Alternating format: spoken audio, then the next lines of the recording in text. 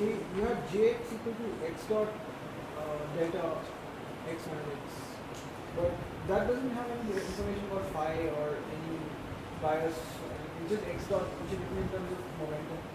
Right, yeah. There is no dependence on phi. Right, so that's a clear microscopic definition of current at a local point. Yes, that's just right. Yeah. So now I have to, if I want, so this J out here is actually, so I should, in principle, I should put an average here.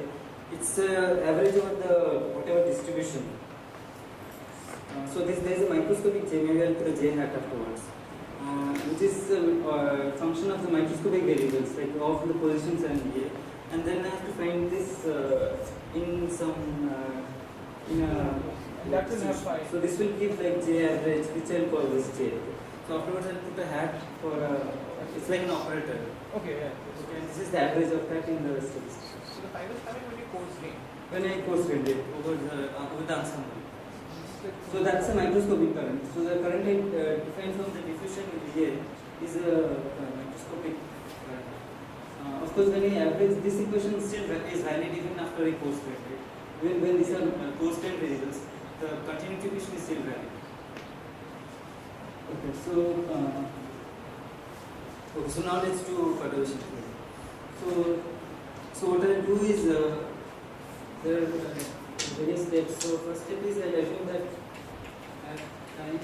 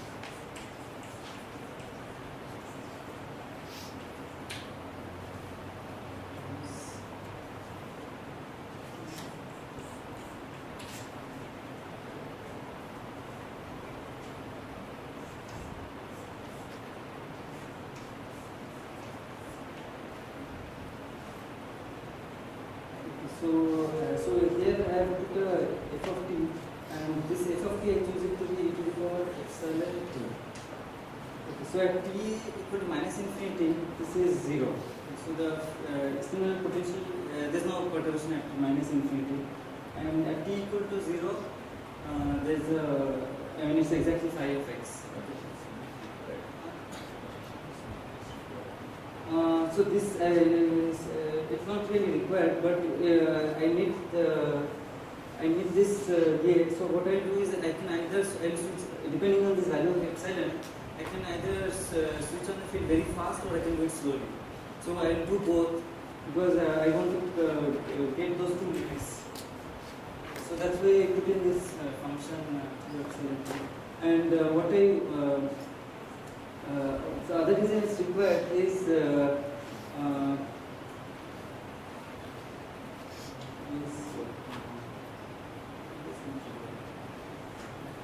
yeah, I think that's the only reason.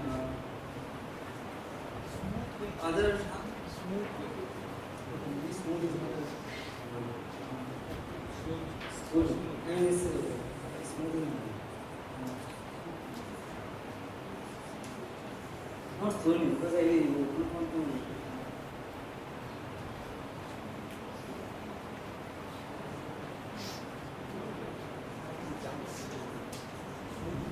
smoothly.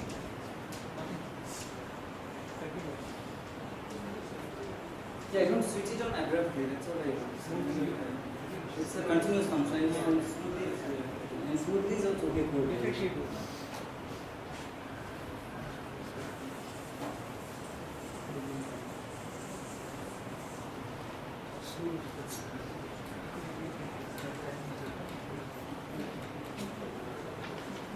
So now what I'll do is, as before, I'll calculate, I'll write an equation for rho, and with this short term, I'll calculate delta rho, and then calculate the expression of current in the with that delta rho. So you can prove that if you, for example, J in equilibrium is up to 0. So this one can show, I mean, if you take any Hamiltonian system, of course, physically you don't expect a current, so you can show that J naught average is 0. That's, I mean, is it obvious it's 0? From the definition?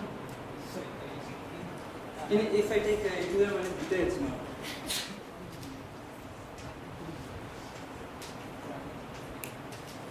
So J, I should put an operator here. So J hat.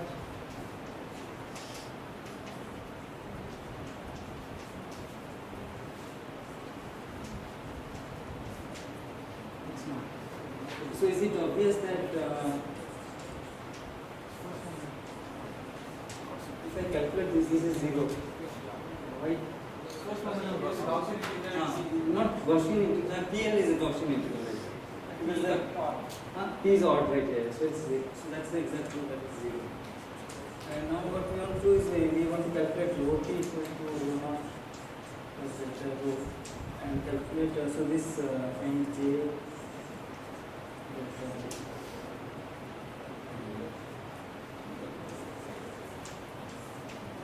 So this is the average current. So let's see how to calculate delta rho.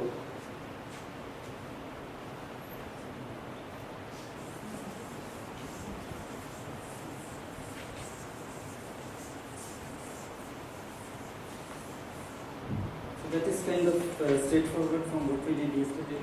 So we will write the given equation of rho delta.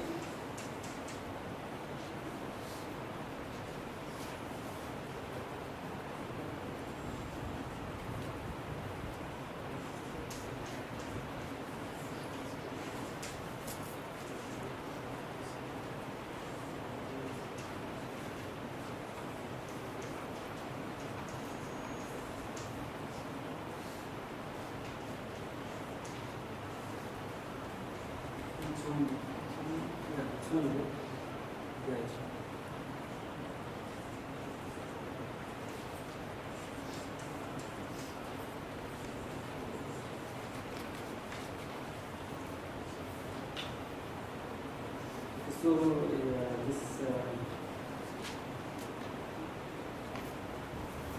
I've defined H1 as A times Ft. So Ft is just some time function of time, and A is the real operator. So I just call H1 as A times Ft. So then if you do what we did yesterday, you'll pretty much find that delta rho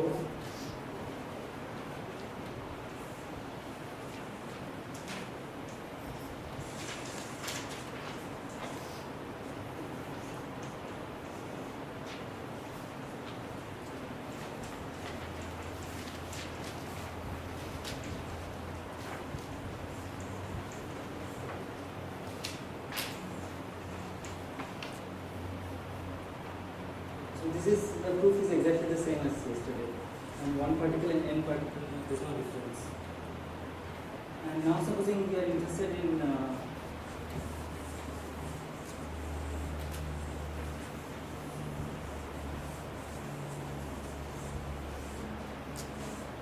finding the expectation of not J but any operator in general. So we can now, once we have the density matrix or the phase space density, we can find the expectation of any operator.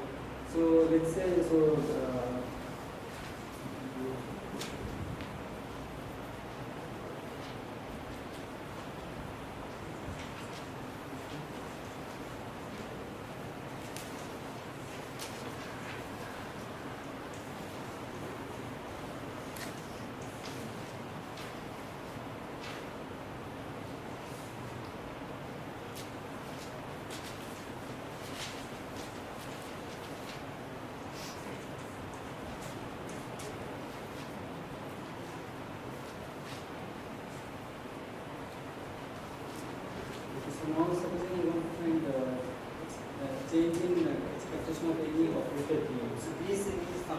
is variable. And that's given by d3.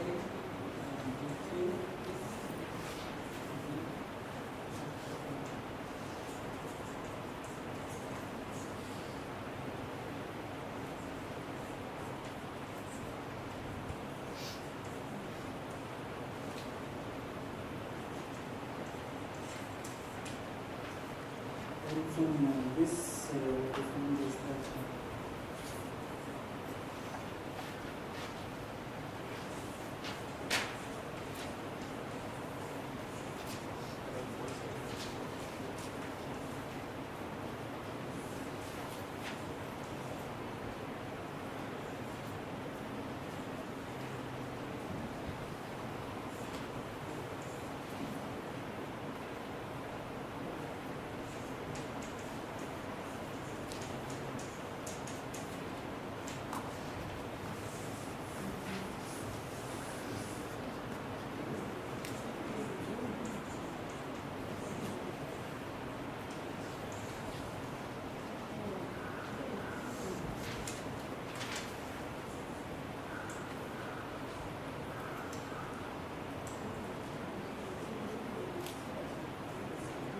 now, basically you can do the same thing we just did. So basically this thing, if I will not be acting on them, and this is equal to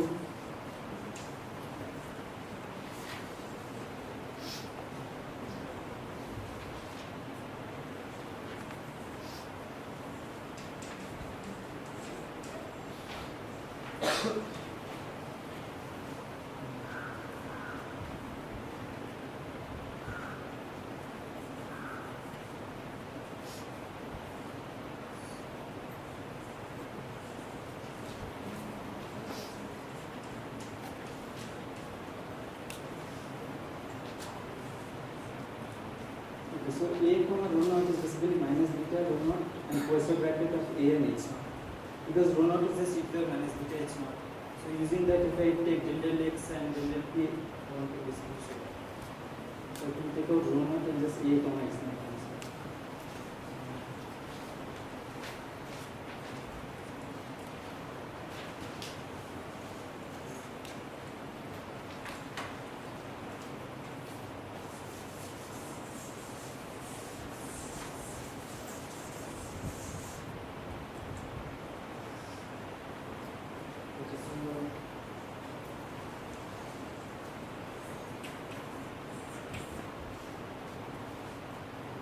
And then this for I will not take, I can take it so because I will not acting on rho naught gives 0. So let me just tell you this way. Because by definition L naught rho naught is commutator of H naught and rho naught, and because rho naught is H naught and H naught, so therefore this is 0. And when I take I will not take rho naught. So if I make a series expansion, then only the first term will come. So using that, basically what one can take this into I will not inside and you get A of t. So you, basically using this property, I can rewrite this as delta p equal to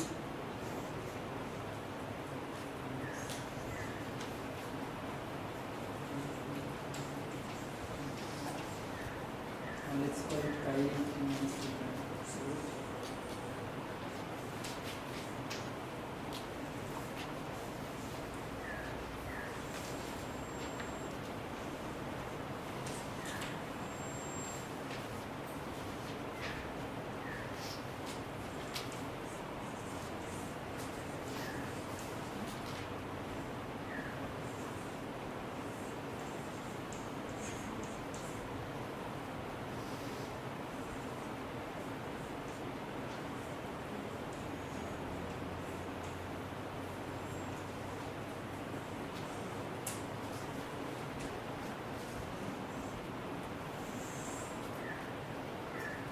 So I also, so here I will also take, so I write this as because I will not be minus I will not take this because it's using the hermeticity property. I'll take this one this side. Okay, so that's why I'll get BQT, and similarly AQT prime. That's how I got this. So now here this B is defined as B is to the power minus I naught T B.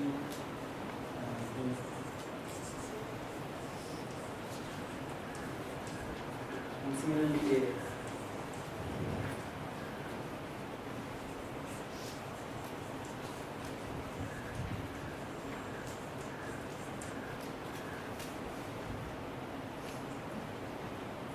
So this is basically like you start with some variable which is just functional phase space variables, and then you assume they are time dependent, they are implicitly time dependent.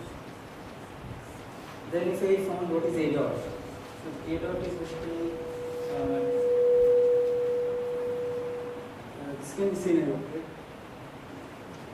This can be seen. So A dot would be del X.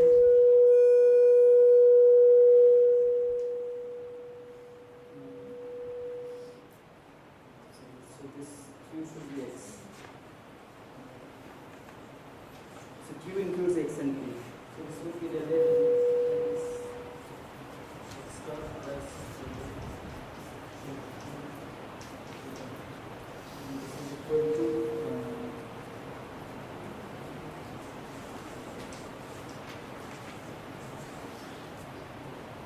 so if you take A dot of this, then actually you can verify that it gives you exactly this. This is AH.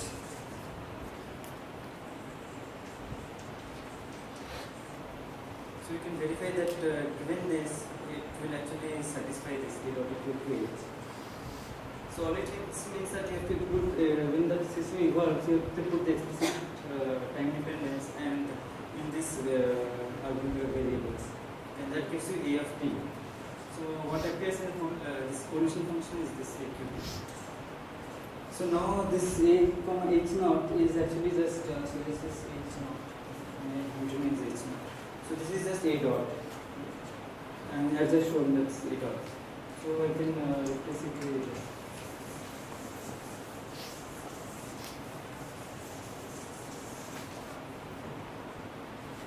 So therefore I of t.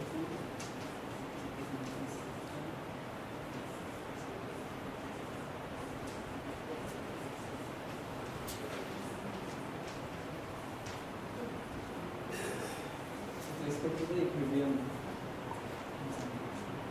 So this is what response of an observable B with respect to a perturbation which I applied. So the perturbation was Ft times A, and so that's the collision at the time.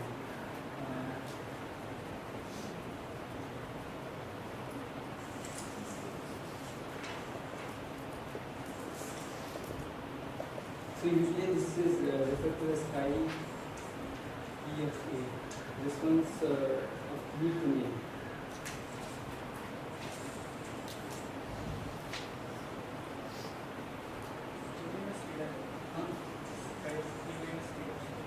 Oh, sorry,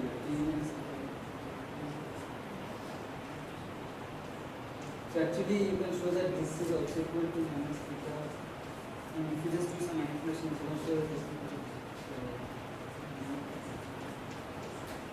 So it's sort of time and it's invariant in the time translation. So actually I need to just define chi dA.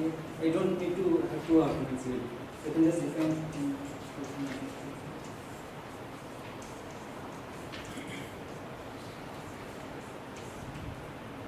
so this is the same as we for the single particle problem, right? Like a response of x to some perturbation. So there we got xt x dot 0.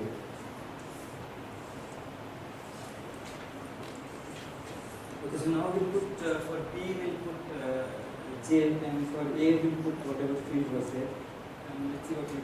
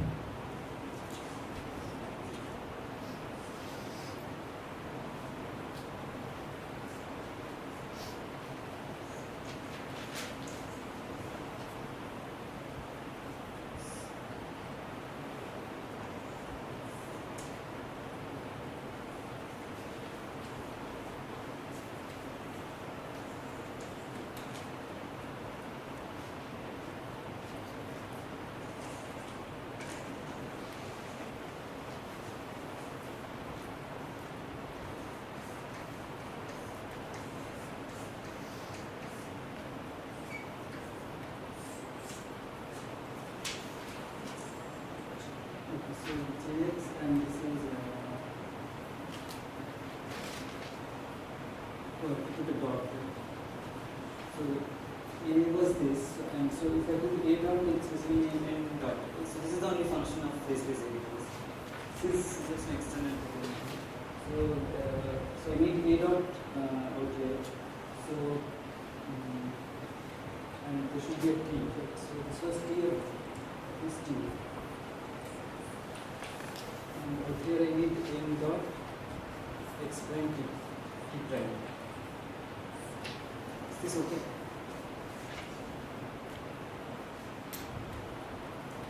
It's fine.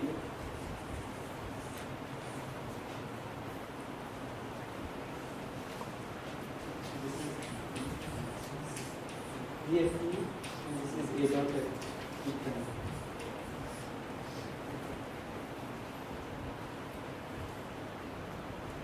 Now let's sort of manipulate this. So here I'm being sort of careful about like limits and all. L and because that's it's fine. I mean, quite often one just assumes everything is a minus infinity. But here it's sort of important to keep the size finite and so on. So let's look at this last term. We go to L x prime.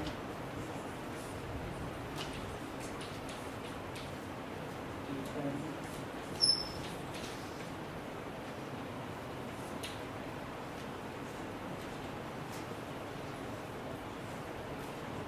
So now from 13 to I know that n dot is actually minus divergence of J. So this is equal to T x prime equal to L.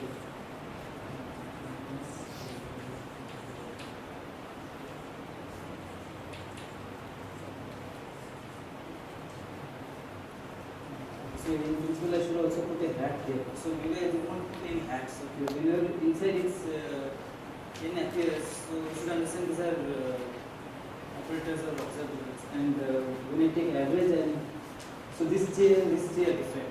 So, maybe it's sort of I mean when you write it is clear from the context, right? And one is an average over the answerable and one is the microscopic operator. So I won't write that hat. J x prime gives me and then phi x prime. Now I can do integration by parts, and at the boundaries there can't be any current, so the boundary term will vanish. So I get this is equal to x prime and then gradient of phi, which is just electric field. So we will get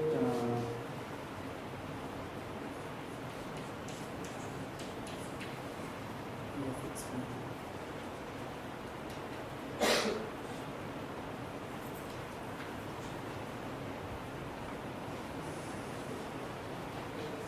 Sign is wrong. Minus 1. Initially it was, oh right here. Minus then plus. No, wait. There will be a minus. E is minus, so there will be a minus.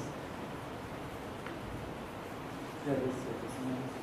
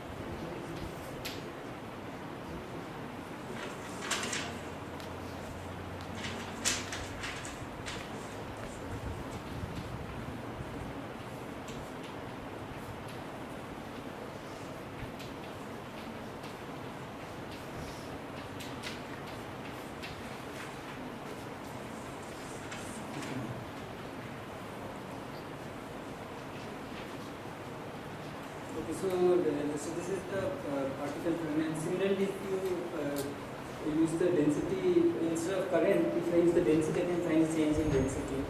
So you can do the same steps and basically verify that the change in density at any point x because of the electric field is given by minus infinity to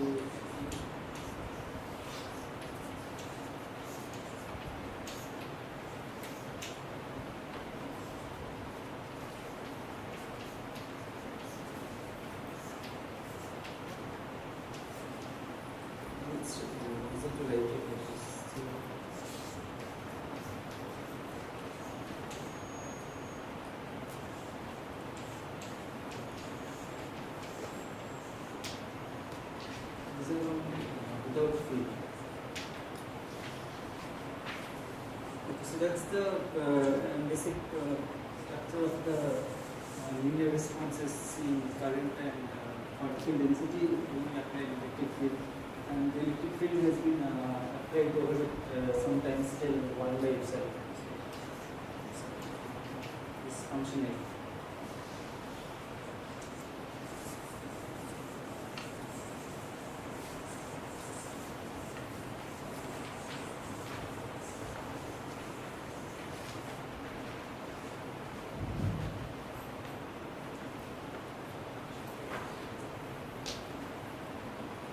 Okay, so now what we will do is consider two limits. So this is what Luttinger does. He considers two limiting cases. Okay. So here the important parameter is this length of the system and this parameter epsilon. So there are two limiting cases.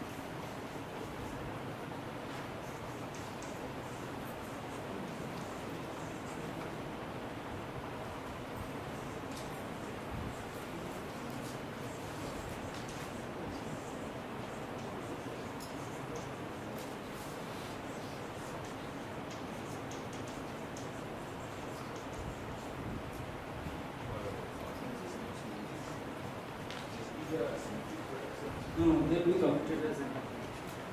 Okay, so in the quantum case, what we can show is that delta rho. So the quantum case actually it's almost exactly the calculations, except that instead of Poisson brackets you get commutators. And the fun. Oh, right. The order of the limits here. First take length going to infinity and epsilon going to 0. In other case epsilon going to 0, then okay, so yes, maybe I don't mention the quantum case.